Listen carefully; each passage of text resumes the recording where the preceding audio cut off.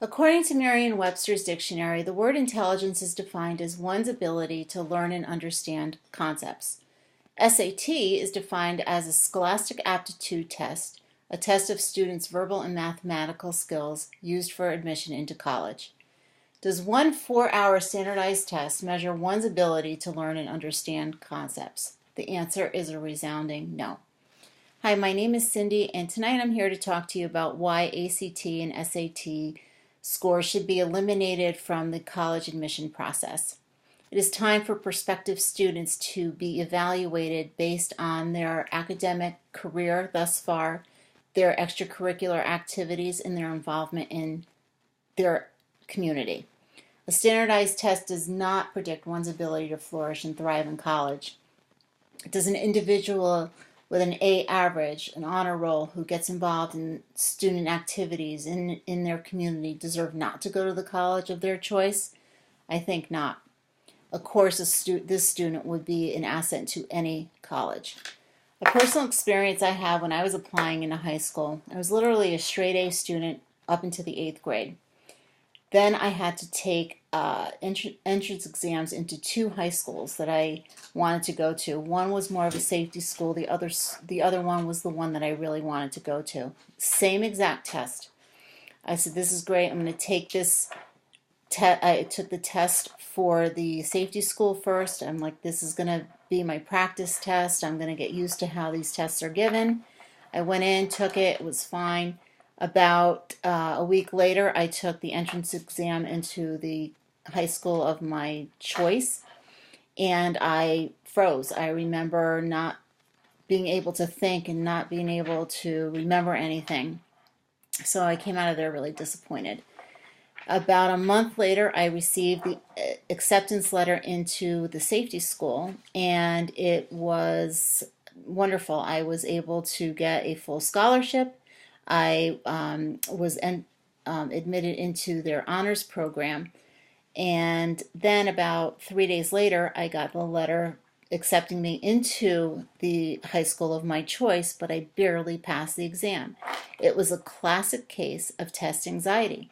And test anxiety is a real thing. It was studied by the Psychology Today, and they really put it into a nutshell. I did a lot of research, and they seem to have put it into a nutshell where it just makes perfect sense. It is a phenomenon that occurs as a fight or flight response. It's an actual biological reaction to anxiety. You are shaky, you are nervous, and most importantly, you cannot focus, period. It is obviously not the best environment to have the next 4 years of your life determined by. There are other reasons why the SAT should not be used for admission. There were studies done by Prezi.com that said there are 2 primary reasons why they should be eliminated from the admission process. One is that they are significantly flawed. Studies have shown a very low correlation rate between the scores that were received on the test and college performance. Also, the SATs are culturally biased. The scores range very drastically between different economic classes. I took a chart directly from College Board who make up the exams, and there is obviously a direct correlation between the low income versus high income and the low test rates. The low test rate score and the low test rates, and the higher the income, the higher the scores were.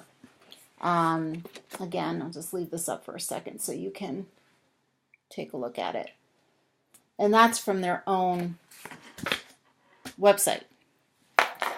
There's also a report on MSNBC that say the College Board's own data said that the average score for low income and low income was defined as $20,000 or less, scored an average of 1,300 on both parts of the exam versus 1,700 scores for incomes over $150,000.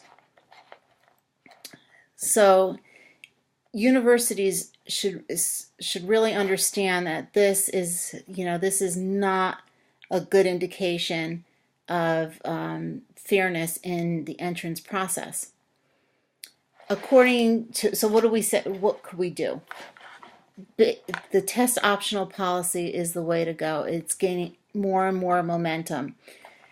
According to the National Center for Fair and Open Testing, over 950 accredited colleges and universities do not use SAT or ACT for their admission requirement. They are now test optional.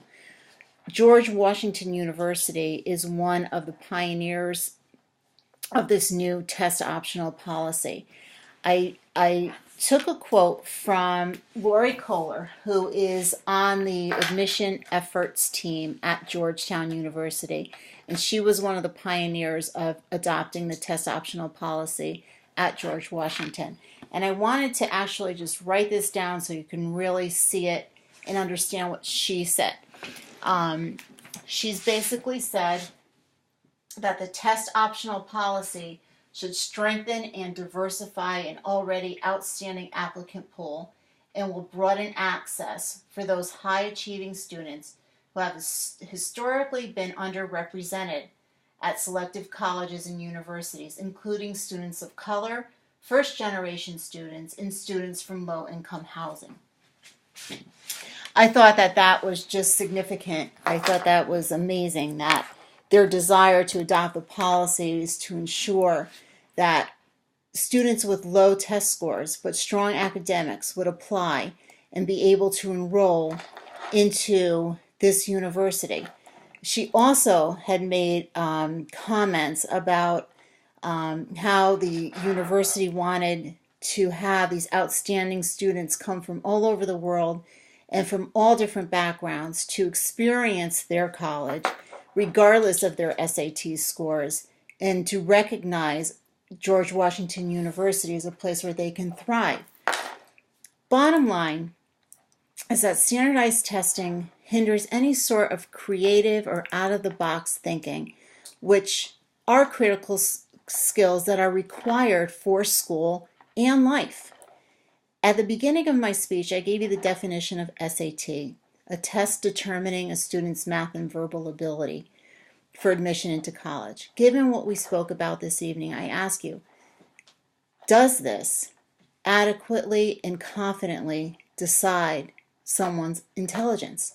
I think not. Let's have more emphasis put on students' academic career, their community involvement, their desire to learn, and put that into the admission process. That's what's important, and that's what will grow this country.